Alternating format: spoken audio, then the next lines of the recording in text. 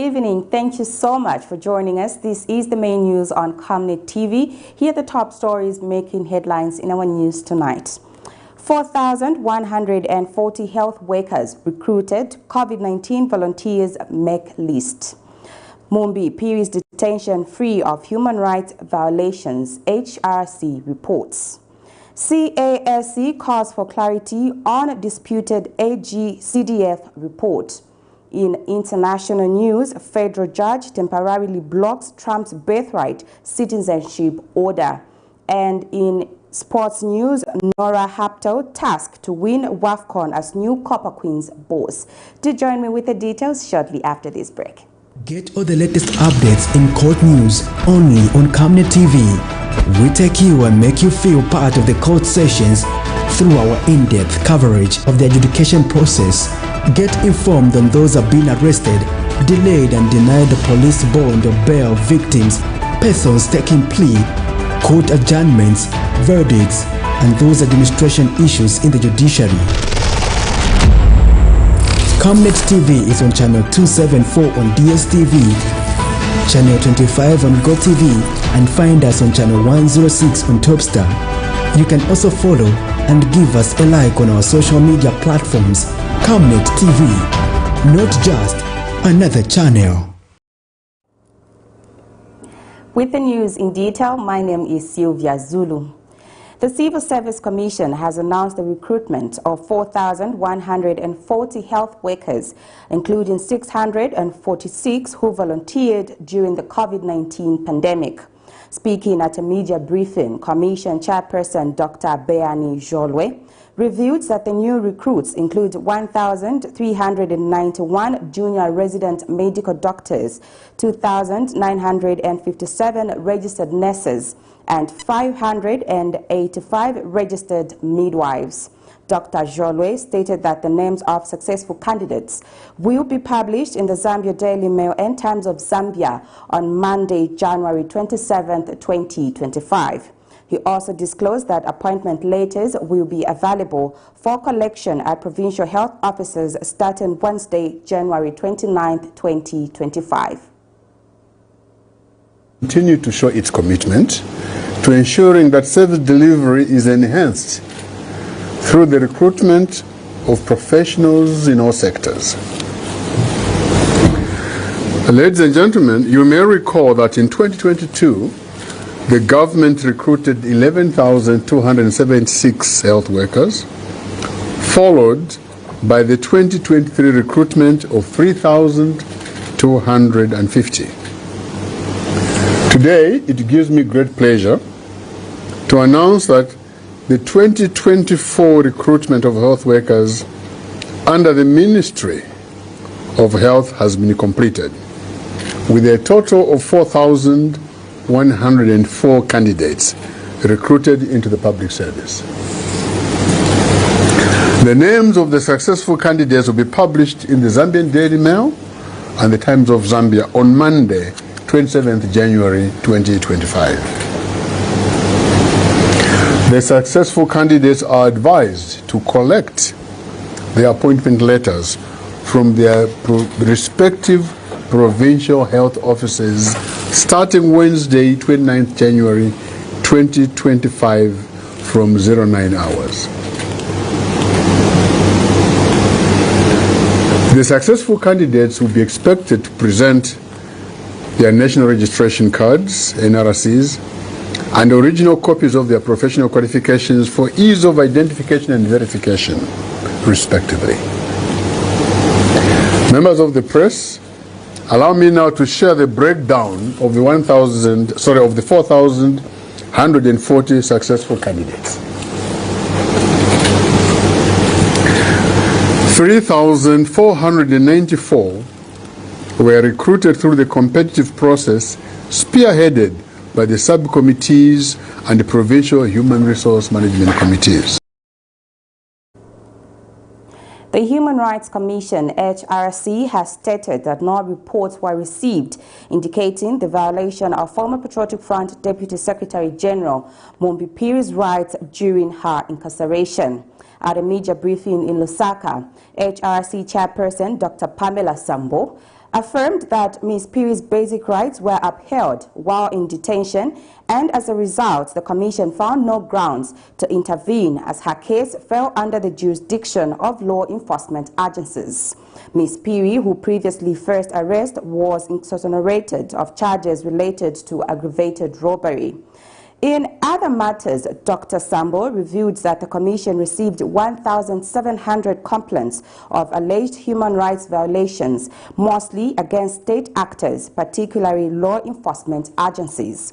Of these, 160 complaints were referred to institutions such as the Police Public Complaints Commission and the Ministry of Labor for further handling. The report we have from Kawambwa, the minimum basic rights she had access to. Then in terms of political persecution, I think what I said was that the courts, when somebody is facing a criminal offense, it is before the courts of law. And the courts of law will make a final determination in terms of whether the person is guilty or not. So when you talk about political persecution, it is not an issue that we can interpret when we look at it in the line of human rights, because the matter is in court. After the matter is concluded, we can perhaps come and say the person did not have a fair trial. The person was suffering pre-trial detention, which was unnecessary, because as we know, the law provides that you only keep a suspect for 24 hours within the detention facilities. By the lapse of 24 hours, they need to be brought before a court of competent jurisdiction. And there we have indicated already that a lot of people who come into conflict with the law are suffering incarceration beyond the 24 hours that is legally provided for.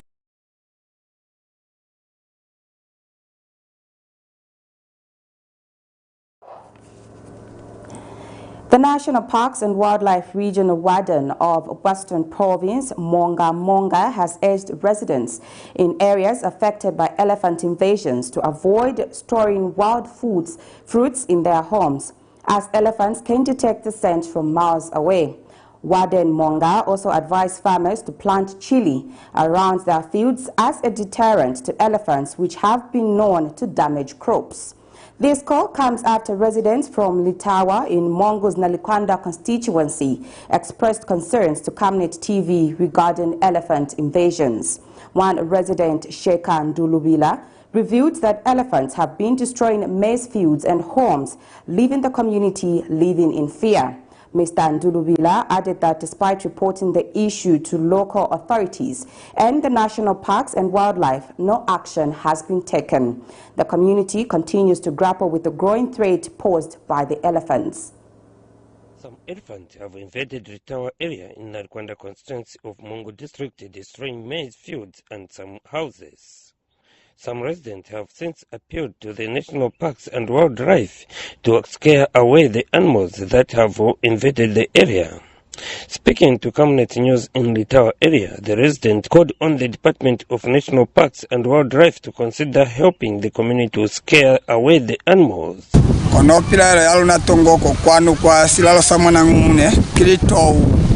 Ito zero ziheliza hulu mane mbonyi ize sinyea kwanu kwa sila losa manangumune bamusu amulwane ndwa katata luli kanda chwalo vana valuna mafelelezo solokawa ni milelo kwa mabaza kuitalaki yetuna ukae zili shupa kwanu sina umubona fafolu yemi kuti liwisize imbonyi liseza feza na mdarangwe mupusi kafe andisi tala ilukeneze ahulu twakezazo nalito luzielele ahulu binabamusa mubele kwateni mupulo tiye kutotasa abantu sabaloba mambonyi abona ingelisika mbonyi ingesika abuzwa kusabisa lito kizene mwana zamala yeye zamanga the 5 kono yeye 5 aruzibi kono ekutile kono chwale zona lito ulifanya kuli chambile chwala aluzibi kuli muso utali machwani pateni bona bagemu batali mangi pateni.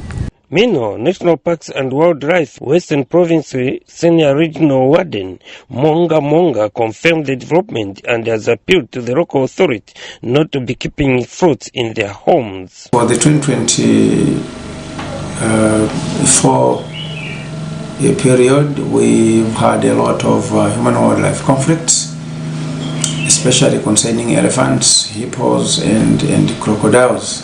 But because of elephants' movements, that were caused by drought, we've had a lot of elephants in those areas, and a lot of people, have lost their homes. And those that lost their homes, it was as a result of food that they stored in their, in those homes. It means they can smell it from very far places. So we've been telling these, our people to desist from storing these fruits from their homes. Warden Monga further appealed to the residents to plant chili at their fields to avoid elephants from destroying their crops. Because of now, we are also worried that if we are not able to follow certain reports, elephants may destroy people's maize. But we've continued, sensitizing people, those that are ringing us on the phone, what to do. And we've been telling people to continue planting chili in their fields, because if elephants smell chili in their fields, they will not even reach their fields. Musebo Kabira, Camnet News, in the Tower area, Mungu District, Western Province. Community Action Against Corruption, CAAC, has called on the Auditor General's Office and the Financial Intelligence Center, FIC, to clarify their positions on the increasing trend of government institutions and officials disputing their findings of their reports. Organization Chief Executive Officer Brighton Tembo expressed concern over recent disputes from Lusaka City Council and Chililabombwe Council regarding the Auditor General's findings on financial irregularities in the Constituency Development Fund CDF disbursements. Mr. Tembo says rejection of these reports is becoming a common pattern among government officials and institutions, raising questions about their integrity in the fight against corruption. He emphasized the need for the Auditor General's Office and FIC to publicly confirm whether their findings are accurate or false to maintain public trust in these vital anti-corruption tools. We feel the Office of the Auditor General and the Financial Intelligence Center should come out and clearly explain to the Zambians why government officials and government institutions have continued to reject findings of these two institutions in terms of their reports. Because at first we saw how senior government officials rejected the findings of the Financial Intelligence Center, denying that some of the content of the Financial Intelligence Center report were not based on the facts. Then we have two city councils, that is Chililabombwe Council and Lusaka City Council, rejecting the findings of the latest Auditor General's report on Constituency Development Fund. So if we look at the current trend where government officials are rejecting the findings of these two reports, then it leaves Zambians in a very awkward situation to now question the authenticity and the genuineness of these two reports. So it's up to the Auditor General's report to explain clear to the Zambians whether these reports, they contain information which is not accurate, or deliberately these people are rejecting the findings of the two institutions so as to hide or get away from their financial irregularities that can lead to corruption in these institutions. Otherwise, if things remain like this, then people will continue doubting the institutions. A family of 7 in Lusaka's Chingwere area has been rescued by the Lusaka City Council Fire Brigade after being trapped in their flooded home. The Lusaka City Council Public Relations Manager, Chola Mwamba, reported that the family, headed by Mr. Zulu, was stuck inside their home as rainwater from last evening's heavy pour rose to window level. In a bid to stay safe, the family sought refuge in the ceiling board of their house. Among the family members was a 2-month-old baby. The family has since been relocated to a neighbor's house for safety. The local authority has urged the public to promptly alert the council during emergencies to ensure timely interventions in such situations. Lusaka City Council Fire Brigade has successfully rescued a family from their flooded home in the Chingwere area of Lusaka district.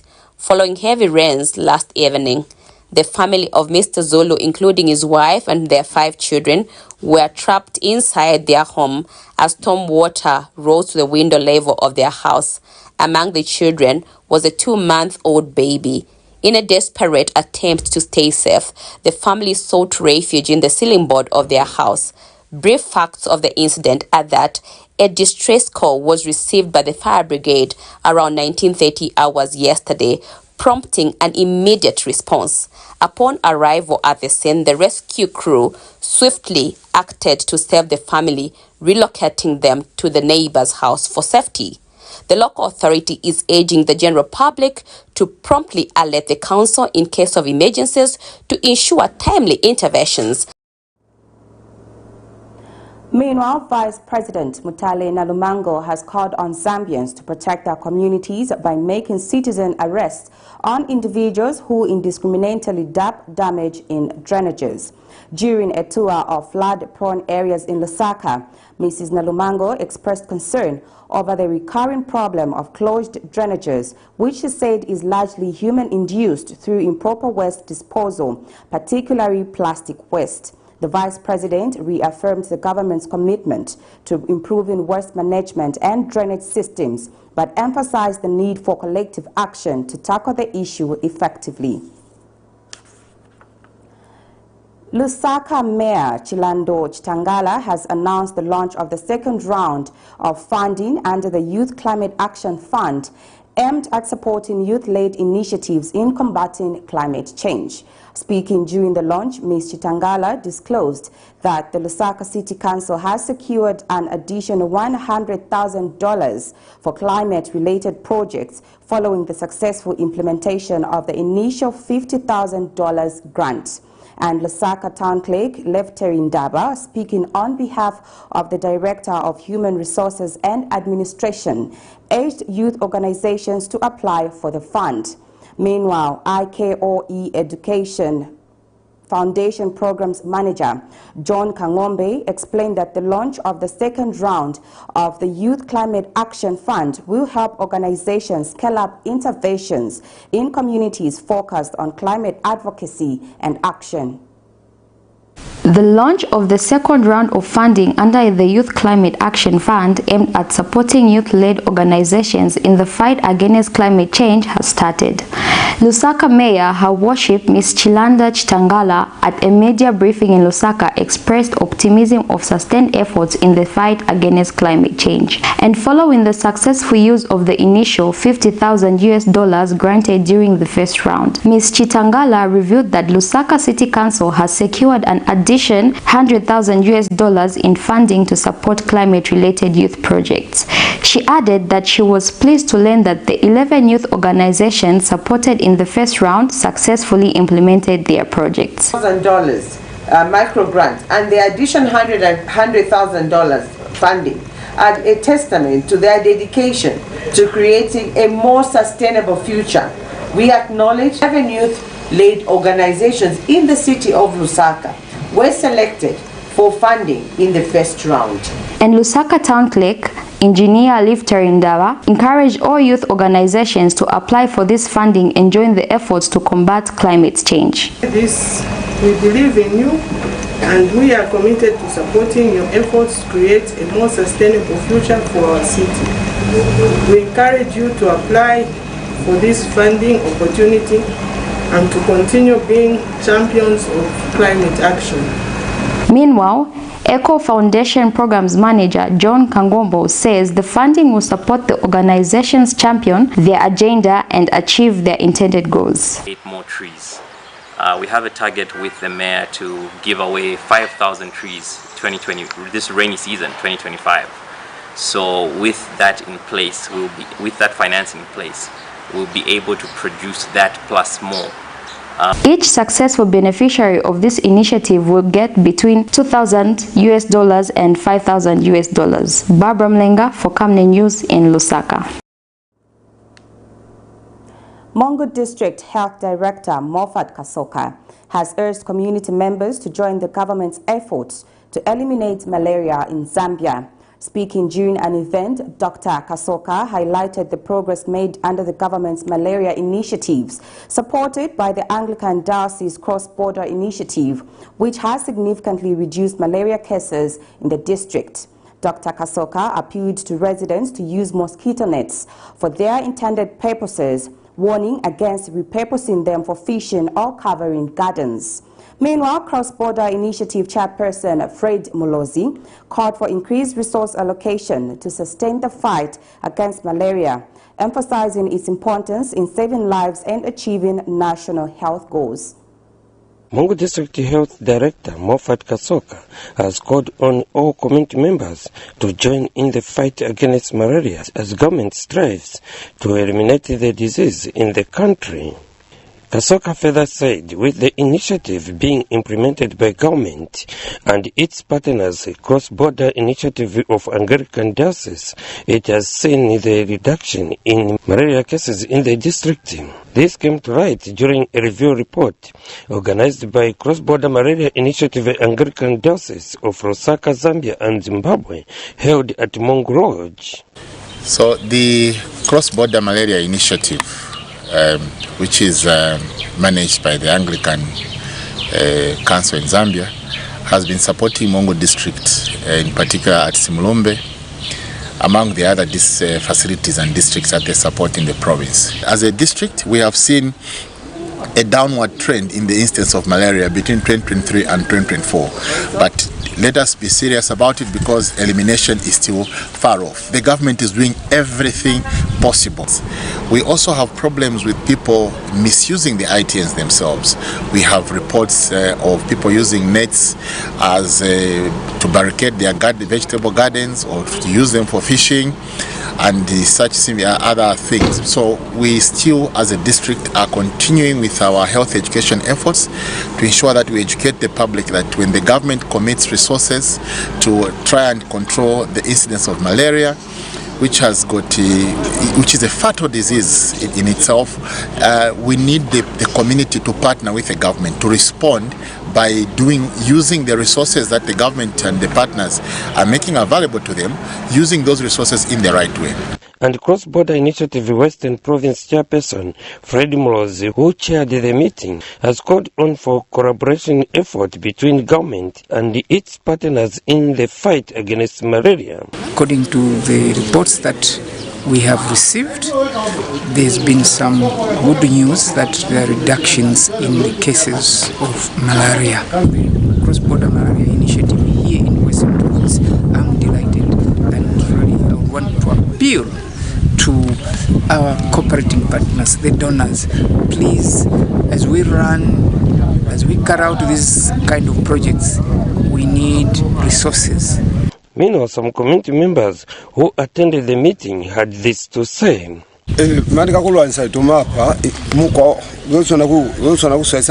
Kiba tukafa mutukafa bemwitomboli kwitombola sina moleza mali kutazana lwamba litomapa molufera kwa tulaba tulitaba kapa kwa mikopano mali kereke miru kupakuli manduna kaufera swalisa ni watu kaufera lwanse tomapa kambe kintu ekonala nakwa yakungola maneti yale muso lwa okupa kukona ngekwela kwa babasafumane bakone kukutelwanga kuikutofumane yakwe kafera habe nikolo yakulobala mwanyi maneti. Musebo Kabira, Camnet News in Mungu District, Western Province.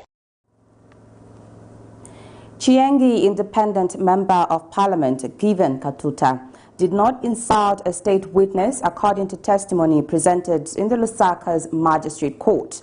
The court heard from Kashimbi Limata, the Director of Parliamentary Broadcasting, who confirmed that footage of Ms. Katuta being escorted out of the parliamentary chamber was provided to Emersdale Police Station following a request. Ms. Limata explained that the video was forwarded via WhatsApp to an officer at the police station, but could not recall specific details of what transpired in the video. During cross-examination, Ms. Limata admitted to remembering Ms. Katuta walking out of the chamber, but could not recall whether she was escorted by the sergeant-at-arms or provide details of anyone accompanying her.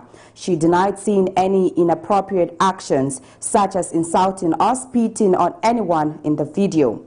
Ms. Katuta is facing one count of threatening violence, with the allegation that she threatened photojournalist Henry Junza during the incident on July 21, 2023. The case has since been adjourned to February 26, 2025 for further proceedings. The National Action for Quality Education in Zambia, NACAAC, and the Girls Education Advocacy in the Region, GEAR Alliance, have called on the government to integrate artificial intelligence, AI, into the education system to enhance learning outcomes. Speaking to Camnet News, NACAAC's Executive Director, Aaron Chansa, urged the government to prioritize investments in digital and physical infrastructure, particularly in rural areas, to facilitate the adoption of AI in schools. He calls for the need to introduce AI education from primary school to higher learning institutions to equip learners with essential digital skills. Meanwhile, Zambia National Education Coalition, ZANEC Executive Director George Hamusunga also highlighted the importance of strategic planning to ensure AI is responsibly implemented to benefit all students without compromising educational integrity. The calls come as Zambia joins the global celebration of the International Day of Education, themed AI and Education, Preserving Human Agency in a World of Automation. As the global community celebrates the International Day of Education today, National Action for Quality Education in Zambia, together with the GEAR Alliance, would like to suggest that artificial intelligence, commonly called AI, should be integrated in our education system, starting from upper primary.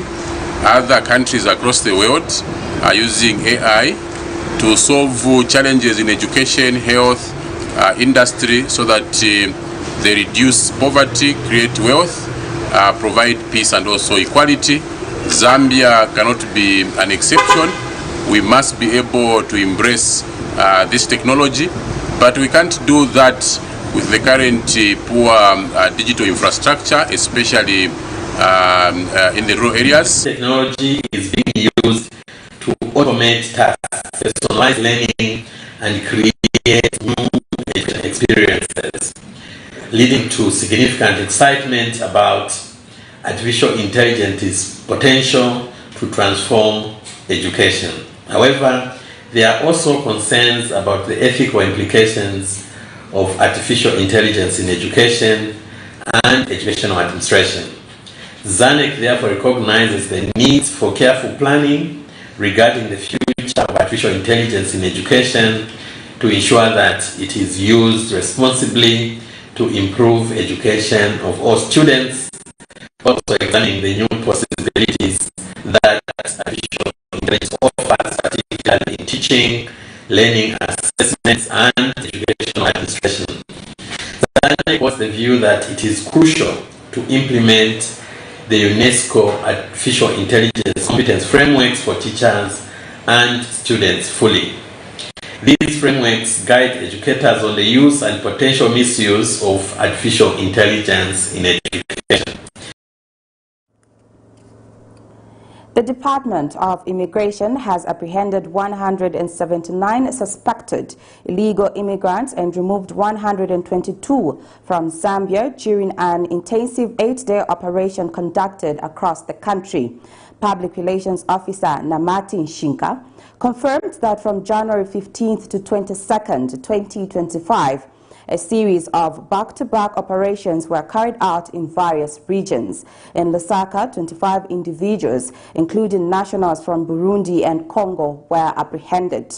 Nakonde and Mushindano also saw significant enforcement, with 10 arrests in Nakonde and 99 in Mushindano. In one notable case, the Lusaka Magistrate Court convicted a 33-year-old Burundian national for cancelling his true identity and unlawfully possessing a Zambian national registration card. The Immigration Department has issued a strong warning to immigrants violating immigration laws, urging them to cease such activities. The Department of Immigration has apprehended 179 suspected illegal immigrants, removed 122 illegal immigrants from the country, secured 99 convictions, and refused entry to 11 inadmissible foreign nationals during an intensive 8-day period across Zambia.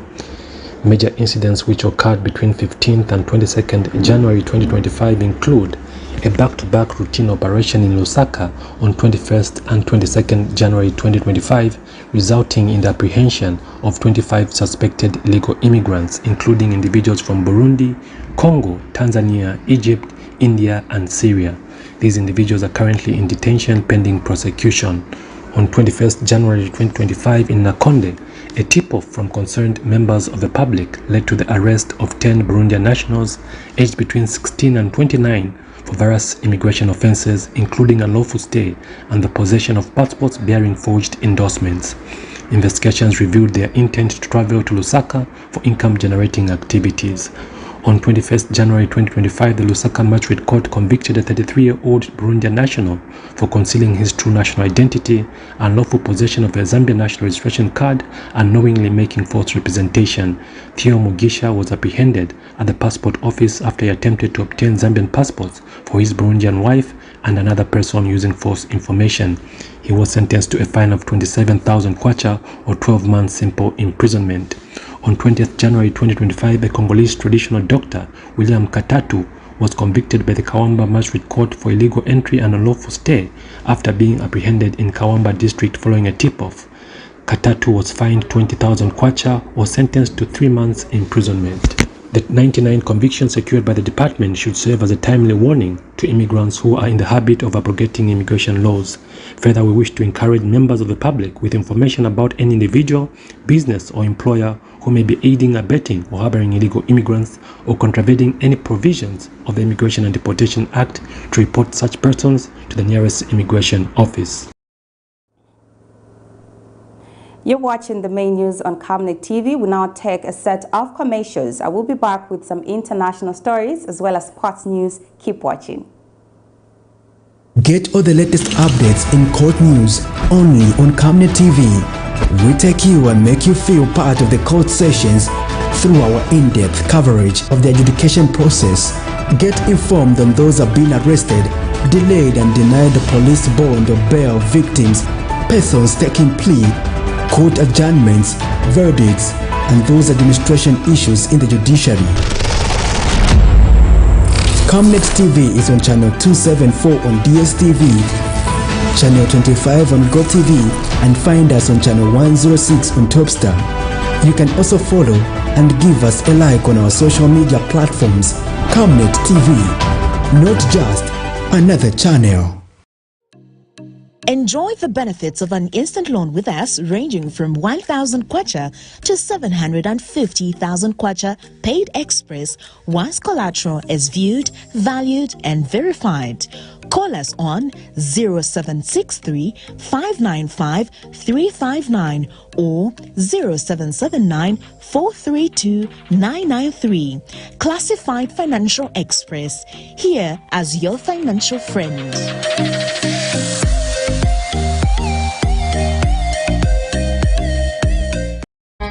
Potatoes, the unsung heroes of flavor. From crispy chips to creamy mash, potatoes are the versatile superstars of your kitchen.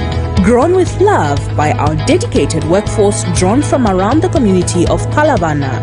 Savenda Farm's commitment is to see to it that we have potatoes that are grown right, healthy, big and tasty. For that quick fix or big celebration or that meal that brings family together, top chefs rely on the Savenda potato to create culinary masterpieces.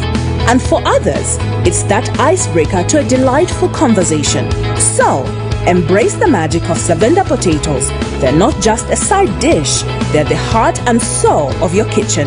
Savenda, save nations, develop Africa. Are you looking for a reliable and efficient courier company with international standards? Then let UBZ Courier, your trusted partner in swift and secure deliveries, be your ultimate choice. Whether it's a small package or a hefty consignment, UBZ Courier handles it all, locally and internationally. Our modern call center ensures personalized attention for every client. For seamless deliveries within Zambia and beyond, trust UBZ Courier. Call us now on +260 763 062 680 or visit us at plot number 15 Mwapona Road, Woodlands, Lusaka, Zambia. UBZ Courier, a world-class brand that can be trusted. Every Monday to Thursday afternoon, join us for the Lunchtime Cafe. We get to bring to you emerging stories making the headlines, media news, and we remind you of what political leaders and governance actors said back in the days. In Forgotten Stories, we emphasize to you the importance of eating healthy foods and leading healthy lifestyles on the Nutrition Corner. Get the latest updates in sports and critical interviews. Because we value your contribution to national matters, we accord you an opportunity to share your perspectives during the viewers' reactions.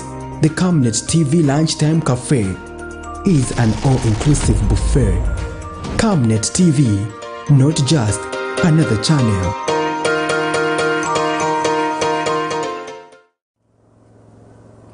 Thank you so much for staying with us, and now for the rest of the news. A federal judge has temporarily blocked Donald Trump's executive order seeking to redefine birthright citizenship, ruling that the measures clearly violates the United States Constitution. The decision was issued during the first hearing of a lawsuit filed by several states challenging the order. Judge John Kohana, presiding over the case, sided with the plaintiffs who argued that the executive order violated constitutional principles. Nick Brown, the Attorney General of Washington State, expressed his satisfaction with the ruling. Brown added that he was pleased that the court recognized the seriousness and urgency of the complaints and requests for a temporal injunction filed by the state of Washington. He also commended the judge's decision to bar the U.S. government from enforcing the order, which Brown described as unconstitutional and un-American. Here's a roundup of international news. A federal judge on Thursday temporarily blocked President Donald Trump's executive order redefining birthright citizenship, calling it blatantly unconstitutional during the first hearing in a multi-state effort challenging the order. We came to the courthouse today to defend the United States Constitution, to defend democracy in America, and to defend what it means to be an American citizen. We are thrilled that the court saw the seriousness and the urgency of the complaints and requests for a temporary restraining order brought by the state of Washington, Oregon, Arizona, and Illinois, and are thrilled that the judge issued a temporary restraining order directing the United States government to take no further action in enforcing and implementing the unconstitutional and un-American executive order attempting to eliminate birthright citizenship in America. The temporary restraining order sought by the 4 states was the first to get a hearing before a judge and applies nationally. The case is one of 5 lawsuits being brought by 22 states and a number of immigrant rights groups across the country. South Sudanese officials announced that they will require telecommunications companies to restrict access to social media for a minimum of 30 days. This decision stems from worries about the spread of disturbing content related to the ongoing violence against South Sudanese individuals in neighboring Sudan. The temporary restriction, deemed essential for public safety, which may be extended for up to 90 days, took effect at midnight on Thursday. The South Sudanese public has expressed outrage over videos from Sudan that allegedly depict militia groups committing acts of violence against South Sudanese in Gezira state. People desperate for a better future, putting their lives in the hands of fragile boats and dangerous seas. Spain says that more than 550 migrants have arrived on its Canary Islands off the northwest coast of Africa in the past 2 days, including one body. It says it continues to experience the arrival of large numbers of migrants on the archipelago, mostly from West Africa. Last year, almost two-thirds of the record 61,000 people who crossed illegally into Spain landed in the islands. Despite the fact that the Canary Islands are just 105 kilometers from Africa at the closest point, many migrants attempt much longer journeys to avoid security forces. Last year, most boats departed from Mauritania, which is at least 760 kilometers from the closest island. Earlier this month, Spanish migration rights group Caminando Fronteras said that 50 people had died when a boat capsized on its way to the islands. Surprisingly, 44 of them were from Pakistan.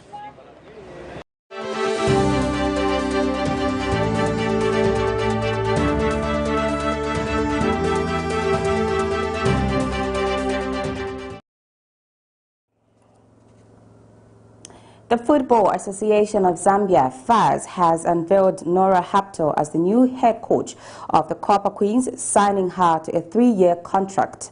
HAUPTLE, a Swiss national, takes over from Bruce Mwape and would lead the Zambia women's national team as they aim for success on the continental stage. At a major briefing in Lusaka, HAUPTLE expressed her ambition to win the 2024 Women's Africa Cup of Nations, WAFCON, and emphasized her belief in the talent of the Copper Queens. The 41-year-old coach is confident that with a stable defense and skilled players, the team has the potential to achieve great things. Meanwhile, PHIRI'S president Andrew Kamanga outlined that HAUPTLE's immediate goal is to secure victory in the upcoming WAFCON and qualify the team for the 2026 WAFCON, which will also serve as a qualifier for the 2027 FIFA World Cup. The Copper Queens have already secured a spot in the 2024 WAFCON finals, and HAUPTLE will now work to lead the team towards its first ever continental title. Yeah, so there you are. Coach Nora's number one chef. Obviously, she's the biggest Copper Queens. We've also attached some local coaches to the new technical bench to ensure that there is continuous knowledge transfer, as it remains our long-term goal to have local coaches handle all our national teams. We are mindful that to get to that point where we have all local benches, we have to empower them with training and indeed capacity building. We are already sending many of our local coaches for advanced training like the CAF and CAF Pro licenses. In this respect, we've identified training programs for Mr. Bruce Mwape, and we will be sending him to Morocco to pursue the CAF Pro course, and he will also be reassigned to other assignments within PHIRI'S. It's a pleasure to be announced as head coach of the Copper Queens. I would like to speak out my thank to President, GS, Vice President, all the committee members who are here to give me the trust. It was always a wish for me to take over this team because there's so much fantastic players, there's so much potential I see in this team, and of course I know the expectations are very high. The team already reached the bronze medal, and it's of course our objective to go and top this result. It's not even that I just say I want to win. For me, it's to influence the performance. That's my approach. So I need to know, like we discussed now, which screws we need to bring it on the pitch. We need to create a playing idea, working on our principles, working on our values. How do we want to act? How do we want to being recognized as team? You know, these are for me all like performance indicators on which we need to work. And when we do this work properly, it will end up in good results sooner or later. It's very easy just to announce, yes, we want to win a tournament or we want to have, but we need to know how we get there. And this is going for me over the work on the performance indicators. That's it for our main news tonight. Here's a recap of the stories making headlines. 4,140 health workers recruited. COVID-19 volunteers make list. MUMBI PHIRI'S detention free of human rights violations, HRC reports. CAAC calls for clarity on disputed AG-CDF report. In international news, federal judge temporarily blocks Trump's birthright citizenship order.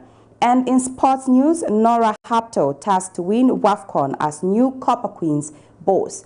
We now look at the Camnet verse for the day coming from the book of John 10, verse 11. I am the good shepherd. The good shepherd gives his life for the sheep. Thank you so much for watching. My name is Sylvia Zulu. Good night and God bless you.